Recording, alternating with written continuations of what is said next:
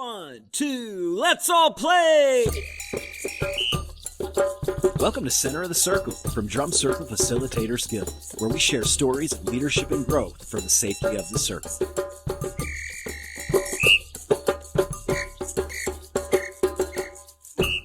That's right. It's Center of the Circle, and we are your hosts. I'm Chris Jane, and I'm joined by the lovely Cindy Jones. Say hello, Cindy. Hey. There you go. And the lovely Diana Wallace from the West Coast. How are you, Diana? Good. Hey, friend. Awesome. Hey, before we even get started, we just want you to know it doesn't matter who you are, where you're from, what you look like, or what you've done. You're a loved and valuable member of this community, and we're so excited that you're joining us for it. We're going to try not to waste even a moment of this precious thing we call life, right? So thank you so much for joining us. We're at the very beginning of a journey that we're excited about because it's giving us an opportunity to talk a little bit more about something we love, learn a little bit more about something we love, share a little bit more about something we love. And honestly, I think that's probably the heart of what we're trying to do here, right? I would say. And so in that spirit, we thought that we would introduce ourselves just a little bit, introduce the show a little bit, and tell you kind of what you could expect out of the future. And so in order to do that, I thought that maybe for this first episode, I would interview you two ladies so that we could get to know each other just a little bit better. The audience get to know us a little bit better. And because in the future, we will be interviewing, you guys will be talking to some of the leaders in the field, some of the legends in the field, some of the up and coming, glass ceiling breakers in the field. And so we thought we'd take this first episode as an opportunity, just kind of let everybody know who we are, where we're coming from, and go from there. Does that sound good to everybody? That's awesome. Okay, great. Now, for those of you who are only listening, not watching, we will do our best to try to remember you all and make sure that we keep this in an audio format for you. But if you want to watch it, just know that it is available. It's going to be on YouTube, on our Center of the Circle podcast channel. We'll also be sharing clips throughout the weeks. But however you find it, however you have found it, we're just glad you're here. And like I said, it's an honor that we will try not to take lightly. So let's jump in with. I'd love to just hear from you guys. Do you remember the first time that you put your hands on a drum? Does anybody? Because I have a pretty clear recollection. Who wants to go first? Diana, do you remember what was the first time that you kind of experienced this thing? I think it was probably after a show. I'm an all-around musician, but I also sing, and I had a reggae band for many years. And out of anxiety, I needed to do something with my hands. And, we'd have drummers from around the world, depending on where we were touring. And they started teaching me, little percussion. And then I got to play the djembe. And I thought, oh my gosh, this is amazing. So it was really powerful and also a bit intimidating because it seemed like this was very much a man's world. But I was really interested. And from there, I really had to check it out and get some classes and learn. And of course, obtain my own djembe. So. That's so interesting because some of the first, and still actually like the people I learned from are women. Some of the best, some of the two of the best hand drummers I know in Michigan here are women. And so, what about you, Cindy? What was your first experience? I went to a drum circle. You'll hear a little bit of that story later, but I was with a master teacher and he said, "You're thinking too much. So here's this drum, just play it." And it played me.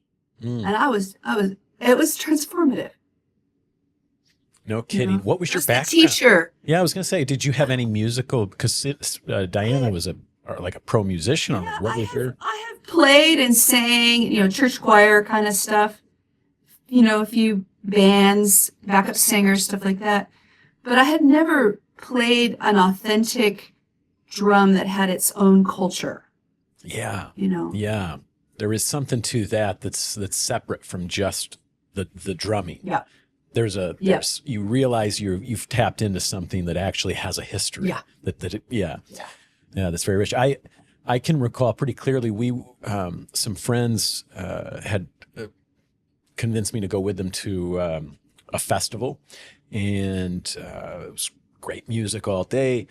But that night, back at the place where we were all, probably 30 of us staying together, right? A couple of people had drums, and they were some of those Remo djembes. And I very clearly remember the first time I got to play one. I was a drummer in school and was already playing drum set and already playing guitar and stuff. But when I approached the djembe, it just made sense to me. I just loved it from the first moment. I felt like I had my kick, I had my snare, it just clicked. I didn't need any instructions, anything that was playing. It just, I wanted to play along, and everybody else went to sleep, but me, I kept playing the drum long after anybody wanted to hear the drum. And you know what's sad for me is it was years before I would find anybody else that was really into it. I didn't have a drum circle or a mentor or anything like that. Do you guys remember your first, like the first time you were at a drum circle where it was actually guided or facilitated, like where you realize, we're doing something here. We're not just like, this isn't random. We're like, we just did that. Do you remember that experience? Yeah, absolutely. Yeah.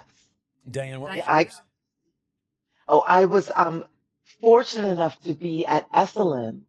I was visiting friends in Santa Cruz, and we went to Esalen for the day, and Baba Olatunji happened to be there. Wow.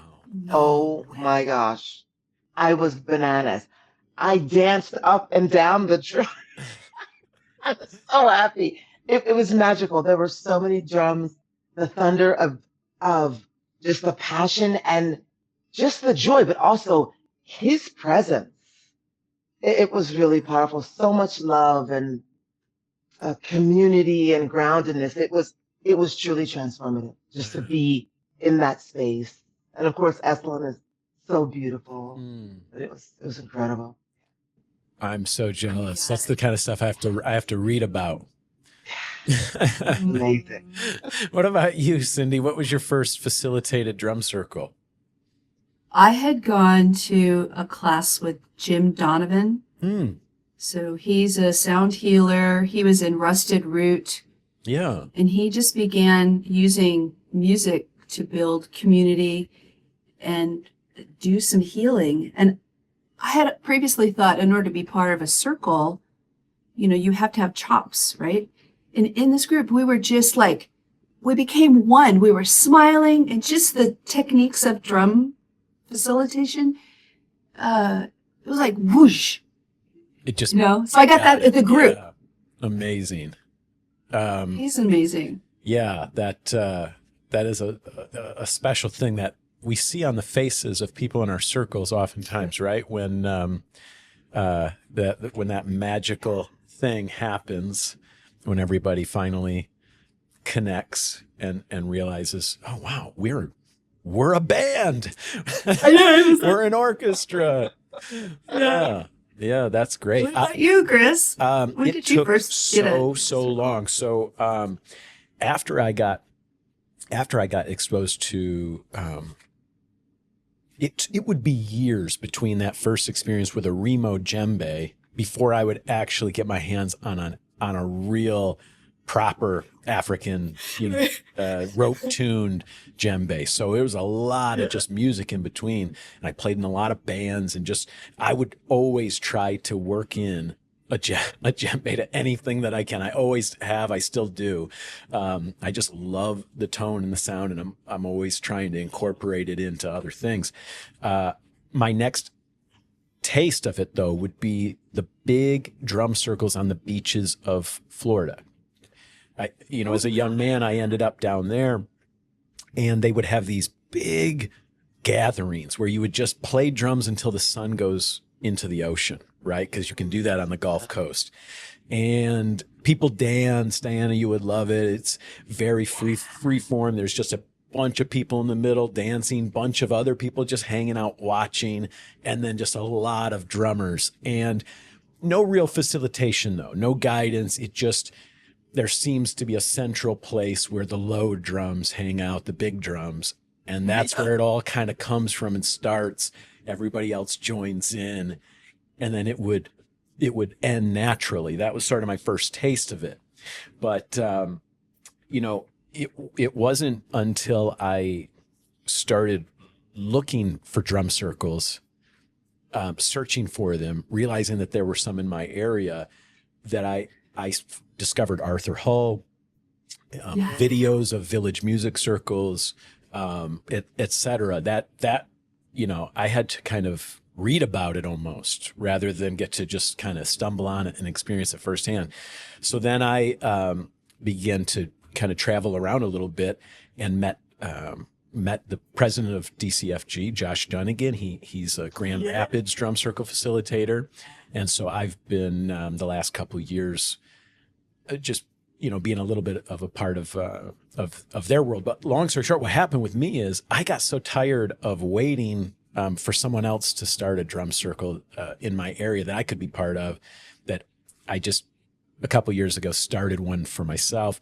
And so I've been running a community drum circle for a couple of years now, and it's been growing, kind of just like you said, building a community, just because I want some people to play drums with, But this year for me, and kind of why I wanted to do this podcast with you guys, and what I'm hoping to get out of it is, I would like to learn as much as I can about the health side. I love the music side. I that's where I come to drumming from is as a musician, but now my eyes have been opened by you guys and by the Guild, and as to all of the health benefits and the ways we can really help people with this thing that we already love to do. And I mean, come on. I mean, that's just win-win no matter how you look at it. So I'm gonna use this year to get as much training as I can, to learn as much as I can, because I want to be a good facilitator for like the rest of my days. That's kind of that's my quote unquote retirement plan, is to just try to help people with music.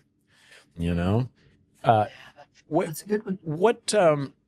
Where did you guys find the DCFG? Because I found it the same way I found Arthur and everybody, just by desperately looking for resources for myself. How did you guys come to hear about the Drum Circle Facilitators Guild? Well, is that okay? My friend Alan Rooney, and who has really been a mentor for me, was working at the after school programs, drumming together, and he taught me so much. And he said, Diana, there's this thing called DCFG, and they are your people, and you gotta go. Never a truer word. Never a truer word. Amazing. I thought my head was going to pop off at my first conference. So much fun. That's my people. Your people. Yeah. How about you, Cindy? Well, I met the Guild through our past executive director, Greg Witt. And he said, these are going to be your people. He said, it'll be life-changing. And he wasn't kidding. It really, how I see the world, how I see building community, how I see making music, all of it has turned. Amazing. My clinical practice changed. Yeah. Now, can we talk about that real quick? What is your day job, Cindy? What do you do? I am a clinical therapist. I worked at Duke 24 years, and then when I retired into a private practice, I began to incorporate music, drumming, Wow. because it's such a body based, it can do so many things for anxiety and Mhm. grounding and self esteem. It's got all of these features that are not even about talking. It's about being. And I found it myself, right? I had my own journey of it. So it's like, this is good medicine. Try some, I love that, and it's a big part of why I really was excited to have you be part of this with me, because I mean that is as far on the other end of the educational spectrum from me as you can get, and I love it. I just, for you guys at home, I'm a business person. I'm a kind of a serial entrepreneur. I sell real estate, and I just get myself involved in a lot of nonprofits and community things, and it tends to work out. But Diana, what is your day today? I know you're a professional musician and dancer and choreographer and stuff, right? Well, I I have a dance company that I compose for, and every now and then they push me around stage to make it look like a dancer, but I'm not. Um, but my life is basically facilitating drum circles. Mm, I do any like I have four today, and that'll be my ninth this week. And I serve every community. And I've been fortunate enough to have a beautiful, delicious circle in my garden going on 2 years now. And what I really love is, I guess, like you, I'm realizing the health benefits. And I mean, not only my personal growth, my personal healing, but I'm looking into classes on like somatic modalities, and yes. I'm creating like a four-part wellness program Wow. centered around drumming that I want to Amazing. offer to the schools and libraries that I go to. And I it's want to just take that class. That's a great. I would incredible. definitely take that class. See, Yeah. this is why I thought it was so important for the three of us to do this together. You know, I am happily taking the baby role. The guy, just I've got so many people to meet, so much to learn, that everything's going to be new to me and fresh to me. I've got a million questions about everything. Cindy's got all of this wealth of education and experience on the therapeutic side. Diana has this incredible reach into all of these different aspects of music.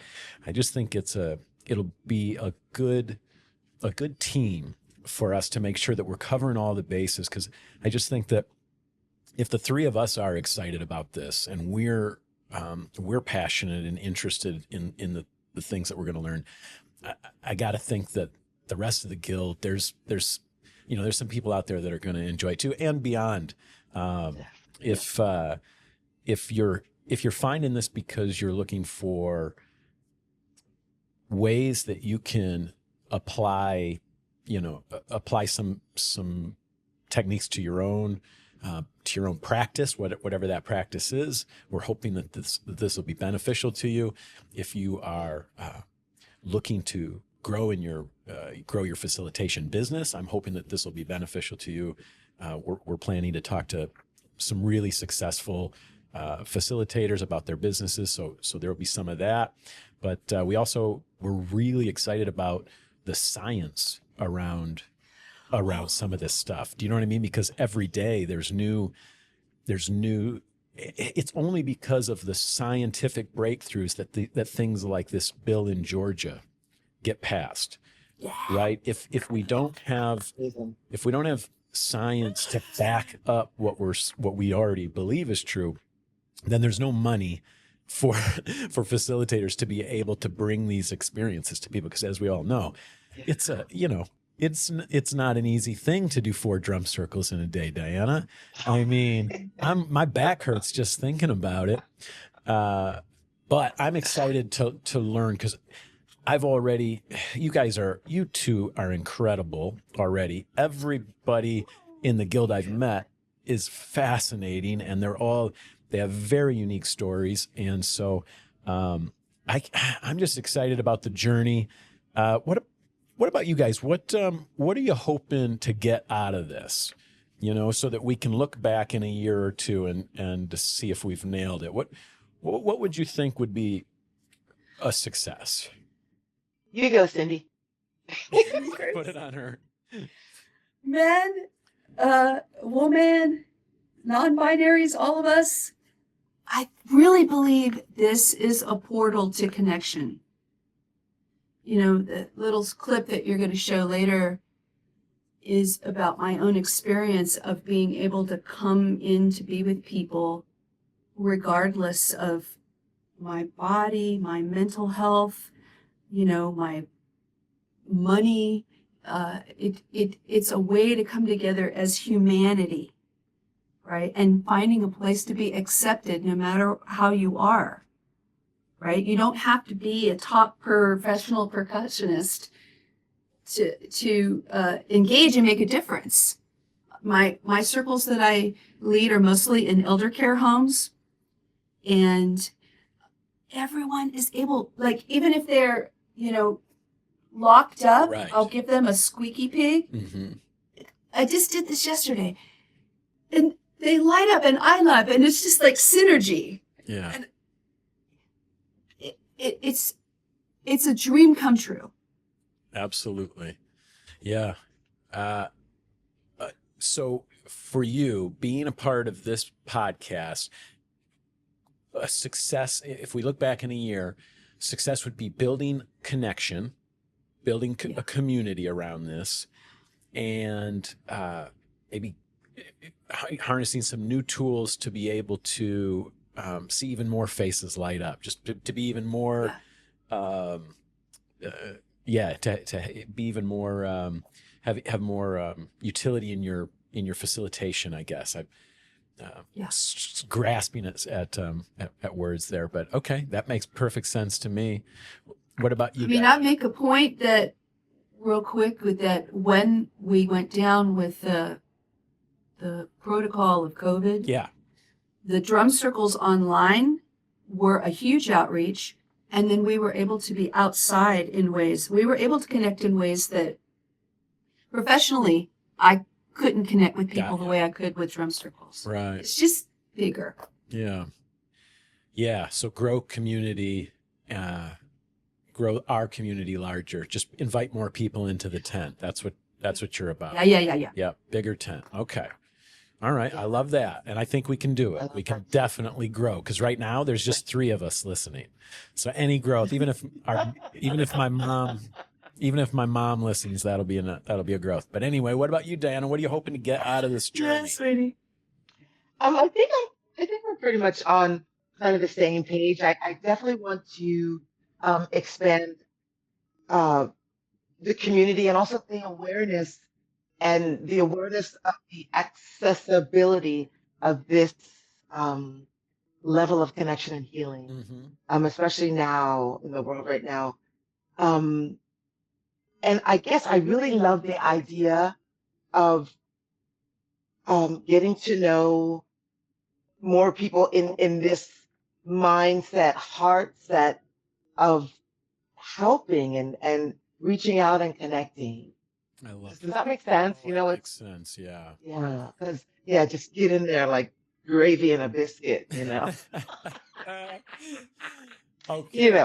I love it. So I think we all agree that one thing that's most important to us is to help other people to find this amazing thing we've found, right? To get rid of any barriers that we can to entry, no matter what physical condition they're in, whatever it is. We want everyone to have access to this. We all would like to grow in our own capability as facilitators, right?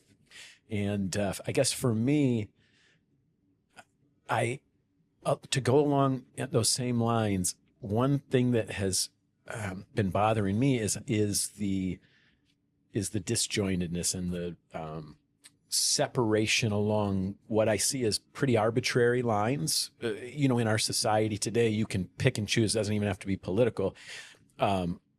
it's just, there's so much separation. And I think Yeah. I want to go back to, there should be a drum in every home. Right now, that is a motto. That's a slogan I can get behind. Yes. A drum in every home. Yeah. And a drum circle in every And a community. drum circle in every, Yes. I just would like to see more of this. And so I'm hoping we can contribute to dismantling whatever preconceived notions people have about quote unquote drum circles, whatever connotations, whatever, anything that is not, hasn't been our experience. We want to get rid of that and introduce people to the authentic, the real thing. Right.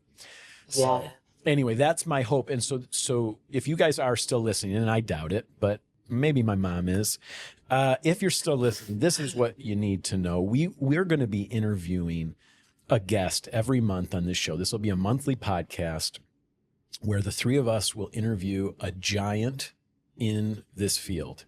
Okay. And we're starting with the godfather of the American drum circle, Mr. Arthur Hull, Mr. Village Music Circles himself. I don't know where, I don't know why you wouldn't want to tune into something like that, but we're going to try to do our best to ask him. We're going to try to get at his heart, you know what I mean? And get him to share some things with us that you can't find in his books, that you can't, that hasn't already been said a bunch of times. We're going to try to ask some questions and get in there and let him really share what he feels like is going to be most valuable for us and for you guys. So you're not going to want to miss it. So I highly recommend that you just right now, subscribe, share this, and let's start growing that community now. We're gonna share a video for you guys here in a second. I just want to tell you what it is, and then we're going to have a brief chat with the president of the Drum Circle Facilitators Guild, Josh Dunigan, about just to introduce you to him, and so he can share a little bit about his hope for the future of the Guild and for this podcast. But, we just want to thank you guys so much. And I want to thank both of you for doing this with me, for agreeing to, kind of ride along on this whole thing. So I appreciate you guys very much. Thank you. Yeah. This is going to be fun. I'm sure. So anyway, final thoughts before we kick it over to the video. Guys, I would love to say one thing. Mm-hmm. And as people find this podcast and just learn more about facilitating, that I really want them to know that I believe, and I know there's many trainings and you can do all of the things as you should, but I really believe the content and desire of your heart to reach out and help, that's, you might not have a great drumming skill yet, but leading with your heart I believe is everything, and the rest will come. Can't go wrong. And holding that space for others. Love it. Yeah. Cindy? I definitely feel like my connection to you two came from recognizing an enthusiasm. So I didn't hear you drum first. I felt you, felt your energy, I felt your welcoming. And so it's a piece of like a not leadership, but supportive, encourage, connection. I've said that before. It's what we all long for as humans. Yes. Yeah. And what a cool way to do it with drums. And singing. And singing. Diana. And scatting and She's moving. opened a whole new world. Yeah. Well, you too, Cindy, the video you did with Tom Botch. Yes. Came out, it really surprised me. And the form, you know what I mean? The form is not, it's just different in all the right ways. You know what I mean? In all the cool ways. It's just not something I would think, I'm going to write a song. It's going to look and sound like this.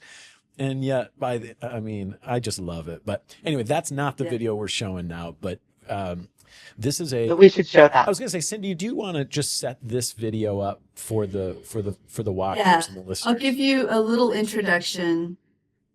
I lost my car in the flood, and a documentary student from UNC heard about my story and came and interviewed me. And as I discussed why my car was so important, he got to hear about my background of the Drum Circle Guild and what led me to this in the first place. Gotcha. So this is Ayes Joshi and Samara Yusida Gomez. So they were UNC documentary students. And they just ditched the whole thing about the flood. I was going They to say talked there was about- nothing about the car. No, flood. no.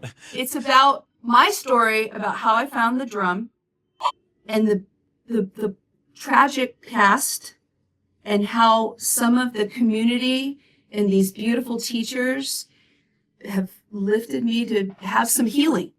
Amazing. That's what's behind my passion. Beautiful. Great. So the reason we wanted to share it was, in the because we're trying to get to know each other a little bit. I saw this and I thought that if you want to kind of know more about who Cindy is and who, what's brought her to this point, man, this is going to be good. So let's watch it now, and then we will kick things over to President Josh Dunigan. So stick around. Don't leave after this. My experience in my body has been to be very aware and worried that I'm not enough. One of the very first circles I went to, the teacher took my hands and said, "Stop thinking, don't think. Here's my drum," and put his drum in front of me. He said, feel it. And I closed my eyes, and it was just talking, and I was like playing. And I'm like, what's happening? And it was just like I was hooked, I was part of something, and I wasn't doing it. I wasn't thinking to here. It was just lifted, and it was like getting on a horse and riding and feeling it. And it was, I wasn't this. I was part of something bigger.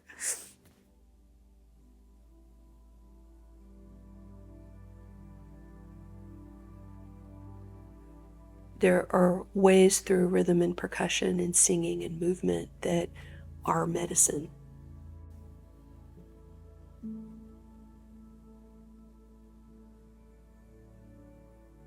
My brother was 33.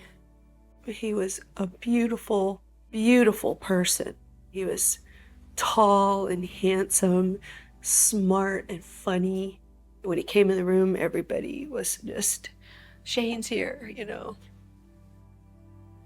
He had a long history of mental illness, and he just kept getting worse and worse.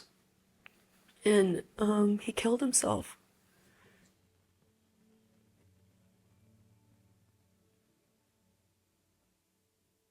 My brother played guitar. I have pictures of us singing together and, harmonizing. And I just remember having like big belly laughs with him. And I can hear him singing and saying things.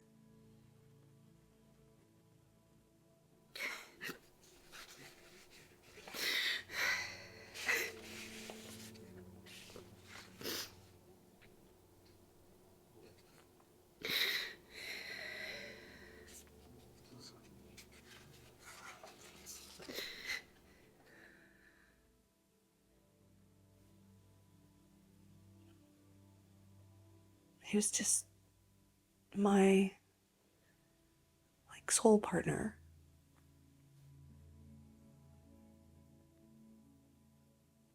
I was in shock, and I was very depressed. And somebody said the drum can heal.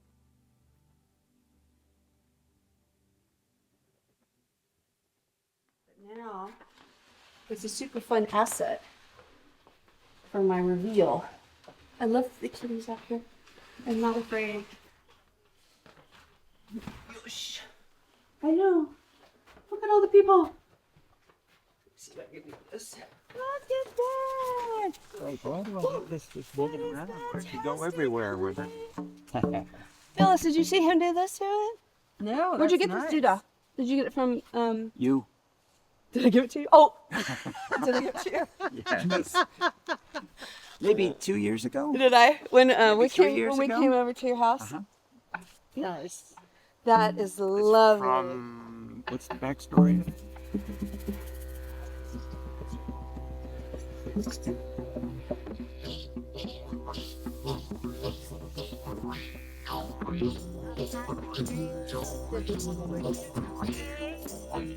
Just an invitation to our vacation.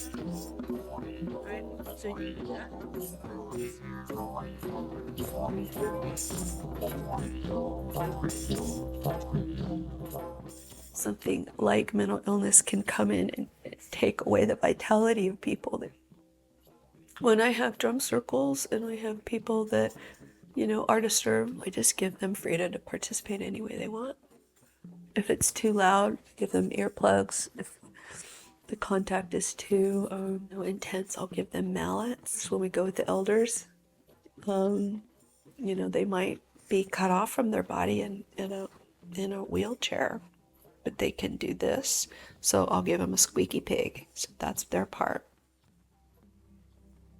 And if Shane was here with me, the drum circle would have been a way to help him to having culture that will accept people who are struggling. The medicine of community makes a huge difference in quality of life. The circle is about coming together in the human body and finding a way for us to move as one.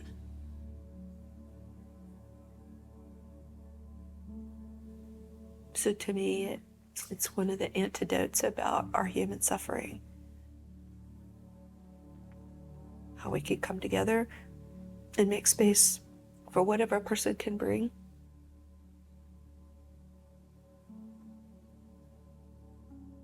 That's a change that I want to see. That's the world that I want to help create.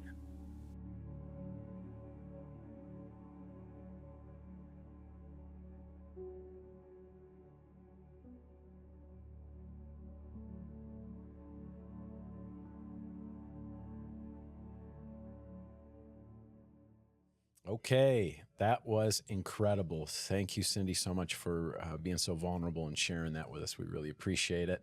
And now, as promised, we are going to move into our conversation with the Drum Circle Facilitators Guild president, Mr. Josh Dunigan. Let's hear it from you. I'll do it in post. Oh, yeah. Good morning, Thank you, Josh. Chris. How are you?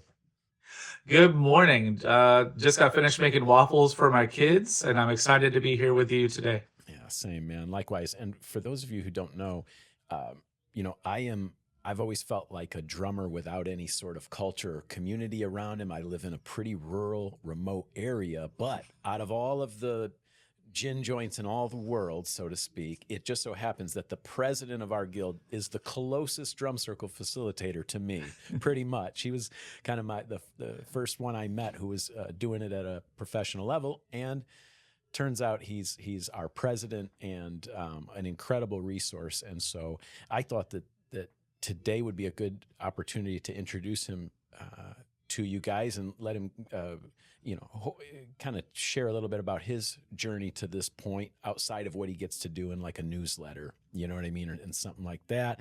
And so I thought we could ask him some of the same questions that the ladies and I talked about earlier.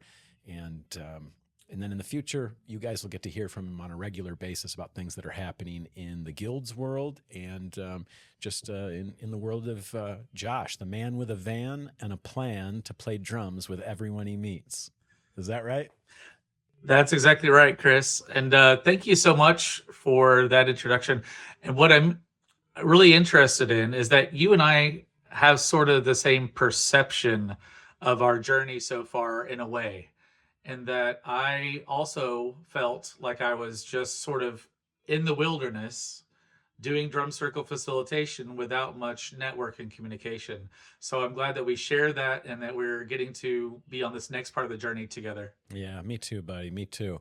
Okay, so let's jump into it. Can you remember the first time that you experienced what we think of as hand drumming of any kind, like where you put your hands on a drum? Without a doubt. And DCFG just put out a picture of me as a toddler sitting in front of two congas, and they were my dad's drums, and he was a praised team player before that was a thing. No kidding. In the late 70s, early 80s. Yeah, Excuse get some water. You know, that's crazy. I mean, that's my background too, raised in the church. Right. And there's a sort of a connection there between what I did at that time and my experience of being in church and praise work, and what's happening now is that there's a understanding of the power of music for community. Amen. So as a child, there was music in the house. There was rhythm in the house. Your dad was a percussionist. That's really, really cool. A lot of kids, it seems like, tend to go a different way than their parents. What do you remember when you sort of chose it for yourself, when it was like your thing? I did a lot of the things that I think kids do when they're being raised by parents that want to give them a breadth of experiences. I took piano lessons. I was in middle school before I really came to my role as an artist, as a person who wanted to be using music as a way of connecting with the rest of the world. My first role in musical theater was Mrs. Rose. And I just happened to have a good teacher who saw that I wanted to be expressive and gave me an opportunity to do so during a very challenging time of life for a lot of people during middle school. Very formative. Yes. Yes. But I didn't really come to music the way that I do music now until my mid-20s. No kidding. Do you remember the first time you experienced what we would call a drum circle? So this brings out a couple of different things about how I feel about drum circles. Of course, my first experience with drum circle would have been more like a workshop style class, and it was a West African drum class, and it was my teacher Jeff Porter, who still lives in Tulsa, Oklahoma, and it was very much what I refer now to as a language class, which we all know now that when we're talking about culturally specific rhythms, we're talking about the language of the culture. So this was definitely a language class where we were learning specific rhythms from West Africa. And that was fantastic. Yeah. It was also my introduction to the broader world a little bit, because he would bring in a man named Gordy, who studied with and played with Babatunde Olatunji. Mm-hmm. So that was my real first experience with understanding a little bit of the context of what I do in a broader sense. Amazing. You are incredibly lucky, because that's so many miles further ahead in terms of practicality and usefulness, and for a musician, for a drummer, than my first drum circle experience, which was more of that, like on the beach, random, just people dancing and having a good time. No structure, no facilitation at all. So was Jeff Porter the first one that you saw facilitate in the way that was similar to what you would do, what you do today? Well, his style of facilitation was definitely more in the role of teacher or guide. More like and on the he drum. retains that as his style, as some of the people we know in the community.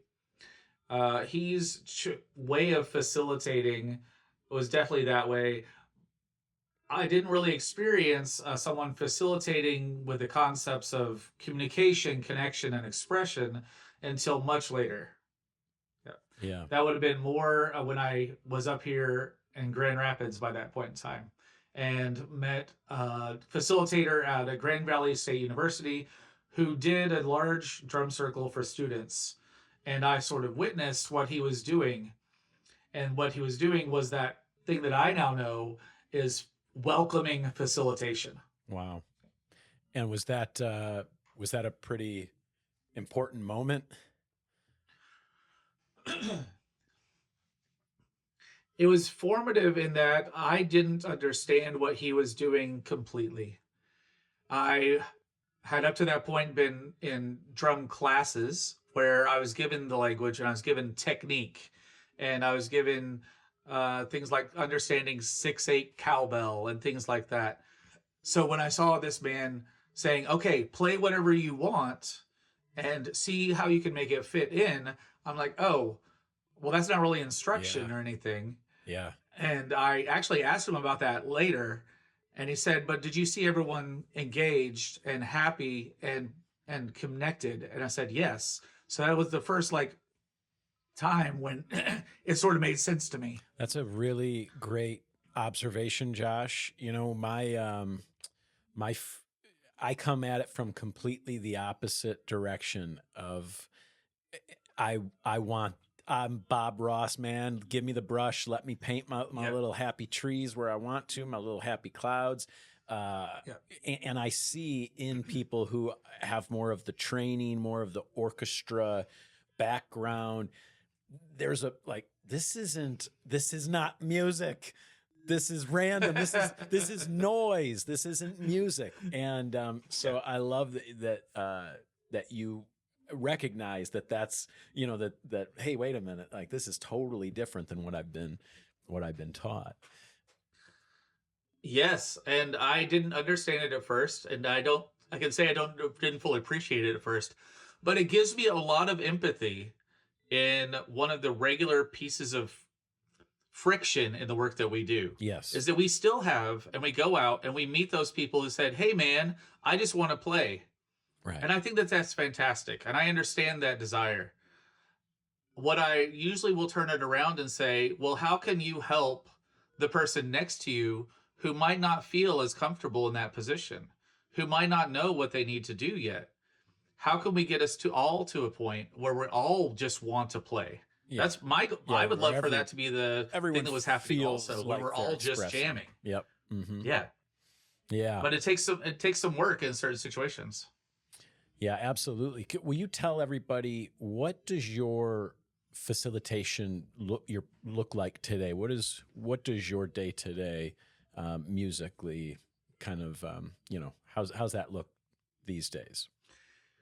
Well, today I will be doing a community circle. It's my second Sunday drum circle. It'll be on my third Sunday this month due to scheduling issues. And I will come into the space and I will greet everyone and I express gratitude. Every single time we get an opportunity to connect with other humans in this way is an opportunity for us to express gratitude and be thankful. Mm. I'm really lucky in that the community in Grand Rapids here has already developed a way of playing together. So I'll have some ringers in the mix, and they usually start playing just generally, and people will get the idea that they can just play if they want to. And there will be most people just playing. But then what will happen is that there will be some people just sitting back, not quite understanding what they need to do. So I'll start playing with them and then bring it to close those first little bits, and I'll speak a little bit. I'm going to speak a little bit, but my goal is for us to engage in a couple of processes where people can feel comfortable expressing themselves, where people can look around the room and find a way to connect to another human being that they might not necessarily know. I think we enter into these spaces, no matter if we've done it a million times or never done it before, where these ideas in our head of what this is going to be like. And a much more powerful approach is to come into these circles in a spirit of curiosity and discovery, not knowing what it's going to look like, but knowing that at the end of it, we'll have done something together. Yeah. And you know what's incredible is it's never, it's like, it's the great thing about a drum circle, like a snowflake or something. It's like, yes, you kind of know what's going to happen, but it's going to be totally different and unique on its own, but it'll be great. Like all the rest of it, it's amazing. It's still, still recognize it as a snowflake, but each one is going to be a little bit different. And it has to be, because the thing that is a bit of a hazard for me doing a lot, and any facilitator who does a lot of circles, is to get into a rote concept. Yeah. To get into a static concept. Yeah. I'm going to do And this, static I'm going to is do that, then I'm going to do this, and then we're done and I'll move on. Yeah. right. And that's never going to be the thing that's going to be the most powerful approach. Yeah. That's going to create the most meaning for people. That's going to create the most connection for people. Those first couple of moments, and I have processes at the beginning of my circle that are specifically designed for me to take in as much information as possible. So I really want to make sure that I'm meeting the group where they're at, and I want to make sure that everyone has an opportunity for engagement at the level that they want to engage, and not limited by what my choices are. Yeah, absolutely. I love that approach. Hey, I want to know, how did you first hear about DCFG, the Drum Circle Facilitators Guild? As its president, what was your first, how'd you find it? And this really speaks to some of my biggest jobs right now as president of DCFG. I found it on Facebook. I saw some stuff out there that Jenny Swerdlow was doing. I saw some stuff out there that John Yost was doing. I saw some stuff out there that Kalani was doing as well, and some other facilitators out there in the world. And I started to see this little acronym pop up, DCFG, and I did just a web search on what it was about and saw that the conference was happening. It's happening at about the same time that I feel really comfortable in my role as a facilitator for my local community and regional community. And I was looking for a voice in a larger conversation, a voice in a larger drum circle. Yeah, absolutely. And do you remember when that was? About what year?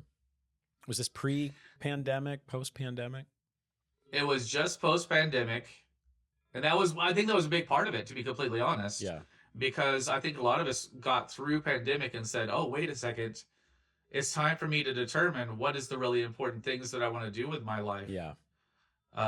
We all got a good focusing moment there. Another twist on the kaleidoscope, Right. as Jim and Arthur put it, right? Yep. So it was about 2021. Let's see, we're in 26 now, 4 years ago. I think my first conference was 2022. Yep. Because 21 was still virtual for the crew. So 22. Yep. And it was in Myrtle Beach. Yep. Where we'll be back next year. I can't wait. Yeah, we already have Dr. Barry Bittman. Which I'm very excited about. Yes. Yeah. Me too. Yeah. Can't wait. Yeah, I've seen him speak on Zoom before, but never personally. Right. Yeah. For you guys who are listening or watching and maybe aren't DCFG members, and we're so glad that you are here. We're welcome, of course. Every year in February, the Guild throws its annual conference, and it rotates between locations, to keep it fresh, move it around the country. But we just got back from Santa Fe, New Mexico a month ago, and had just the time.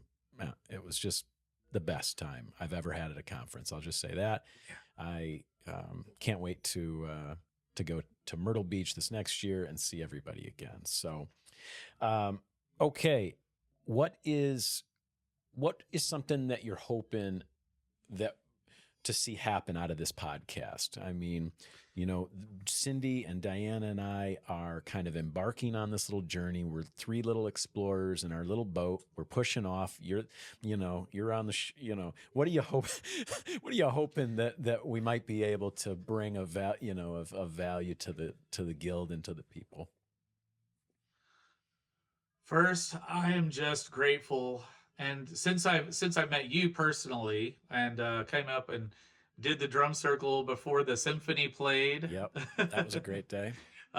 We've really gotten along and had some really good conversations. I love seeing that you want to have a voice in that larger conversation as well. So if that is where we start, where Chris Jane gets to have a voice in the larger conversation, that for me would be enough. But I know you. Yeah. And I know that that's not going to be where it stays. I know that you want to provide this as a service for the community.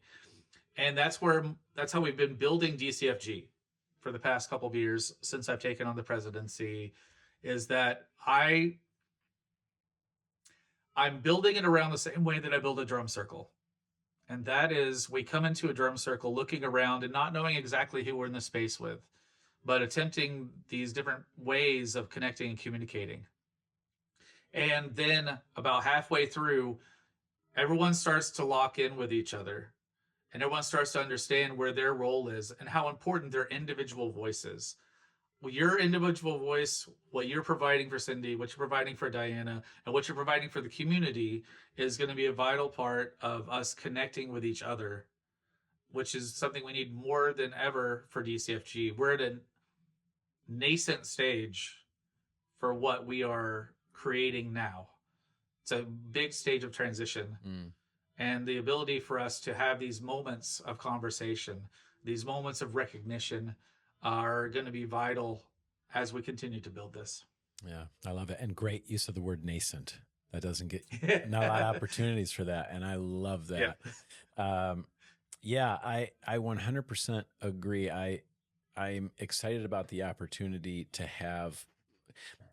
It's shocking to me how many days go by where I don't speak to anybody longer than the bare minimum amount of words needed. You know what I'm saying? And a lot of it is by text, a lot of it is by email. And if I am on the phone, which is where a lot of the conversation happens, it's all about getting off the phone a lot of the time. You know what I mean? Yeah. And so this, for instance, us getting to sit here and chat for 20 minutes will probably be the longest conversation I will have with someone today. It could be.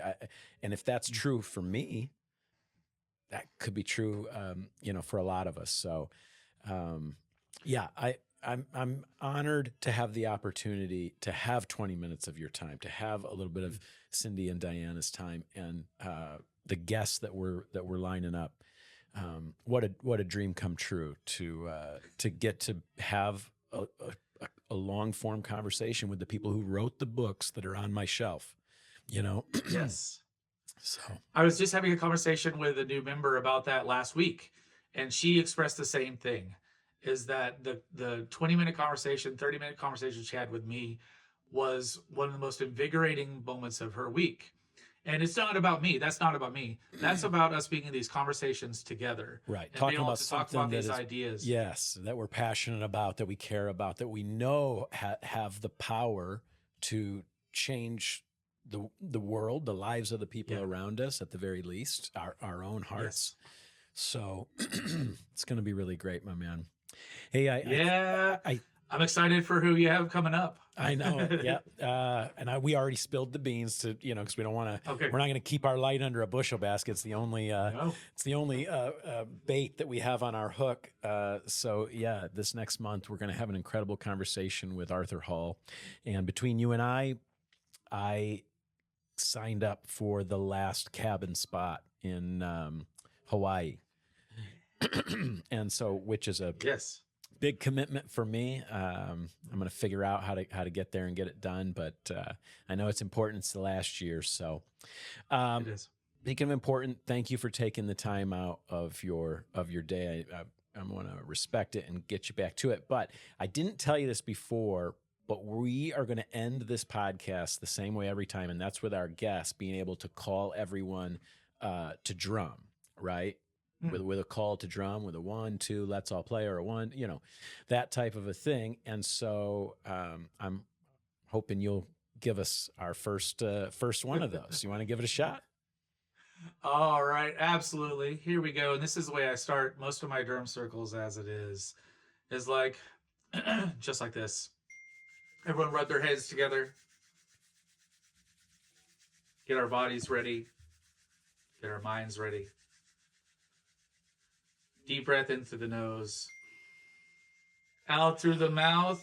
1, 2, let's all play.